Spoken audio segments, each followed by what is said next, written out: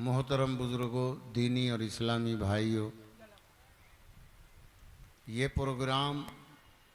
آپ لوگ جانتے ہی ہیں کہ ہمارے اس ادارے میں پڑھنے والے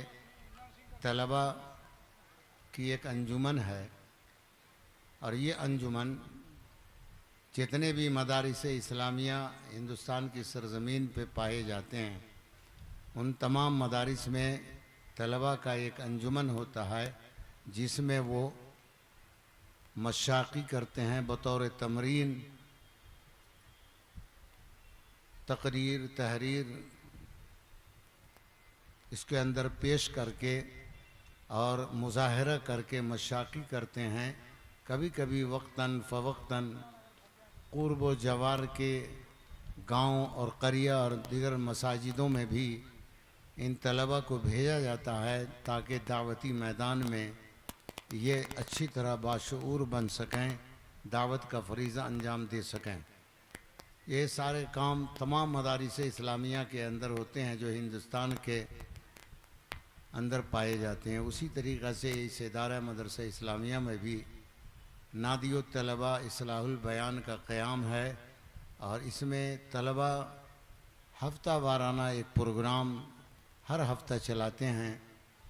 اور ایک باضابطہ کمیٹی کی تشکیل دی جاتی ہے جس کے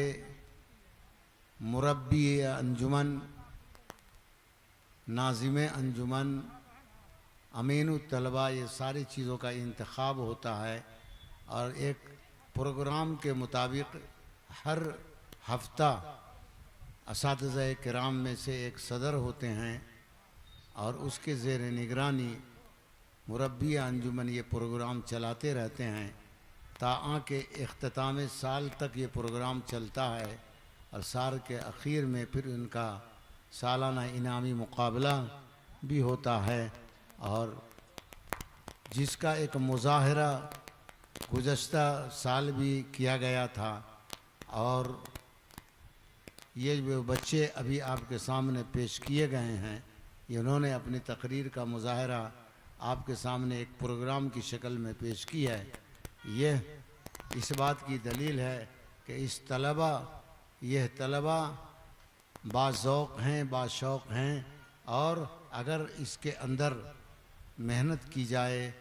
اور اس پر توجہ دی جائے تو کل ہو کر اسلام کے یہ بہت بڑے داعی اور بہت بڑے مبلغ بن سکتے ہیں، اور یہ ہمارے مقصد، ہمارے مدرسہ اسلامیہ کے وجود کا ایک محتم بشان مقصد ہے، اور اس مقصد کو ابتدا سے لے کر جب سے اس مدرسہ کا وجود ہوا، اس کو لے کر کے آج تک اس پروگرام میں عمل ہوتا ہوا چلا آ رہا ہے۔ تو یہ پروگرام بچوں نے آپ کے سامنے پیش کیا، اور یہ بچے آپ کی دعا کے محتاج ہیں۔ گزارش کرتے ہیں کہ آپ لوگ ان بچوں کی حوصلہ افزائی نہیں تو اپنے نیک دعاؤں میں یاد رکھیں، اور ان بچوں کو صلاح اور مشورہ بھی دیں کہ کس نہج پر یہ تعلیم اور تربیت کے میدان میں دعوتی امور کو کس طرح بہتر انداز میں انجام دے سکتے ہیں، اس کو آپ صلاح و مشورہ بھی دے سکتے ہیں۔ تو یہ بچوں کا پروگرام تھا جس کو آپ کے سامنے پیش کیا گیا۔ انشاءاللہ اب کچھ ہی دیر کے بعد مغرب کی اذان ہوگی، اور مغرب کے اذان کے بعد جمع بین الصلاتین ادا کی جائے گی، یعنی مغرب کی نماز ادا کرنے کے بعد فوری طور پر عشاء کی بھی نماز پڑھی جائے گی، اور اس کے بعد جو پروگرام کا آغاز ہوگا وہ بہت کافی مناسب وقت تک، رات میں مناسب وقت تک یہ پروگرام چلے گا، اور اچھے اچھے ماہر خطیب جو آئے ہوئے ہیں آپ حضرات سے خطاب کریں گے، ان کے مواعظ حسنہ کو سن کر مستفیض ہوں گے انشاءاللہ آپ۔ اس لیے جو لوگ ادھر ادھر ہیں وہ سب سمٹ آئیں، اور دیکھیے یہ 2 روز کا اجلاس کا یہ وقت ہے، آپ دور دراز سے یہاں آئے ہیں، اس روحانی غذا کو حاصل کرنے کے لیے آئے ہیں۔ اس روحانی غذا کو حاصل کرنے کا جب ارادہ ہے، مقصد ہے، تو آپ کو وقت کی قربانی دے کر علماء کرام کے تقریروں کو سن کر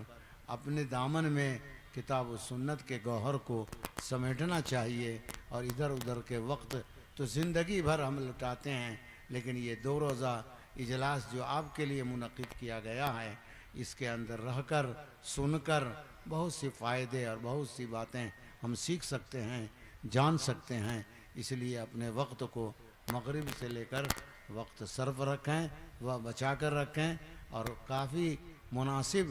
وقت تک علماء کرام کا مواعظ حسنہ سنیں اور اس سے فائدہ اٹھانے کی کوشش کریں۔ مغرب کے اذان کے بعد مغرب اور عشاء کی نماز جمع بین الصلاتین ادا کی جائے گی، اور پھر اس کے بعد باضابطہ تیسرے، اور اس دن کے آج کے دن کا تیسرا اور آخری پروگرام، یہ تیسرا پروگرام ہوگا، اور انشاءاللہ پھر کل سے پھر دوسرے دن کا اور پروگرام شروع ہوگا۔ اللہ تبارک و تعالی سے دعا ہے کہ آپ کا یہاں آنا مبارک فرمائے۔ اللہ تعالی ہم سب کو کتاب و سنت کے مطابق مواعظ حسنہ سے فیضیاب ہونے کی ہمیں توفیق عطا فرمائے، آمین یا رب العالمین۔ والسلام علیکم ورحمۃ اللہ وبرکاتہ۔ اسی کے ساتھ ہی اجلاس کے خاتمہ کا اعلان کیا جاتا ہے۔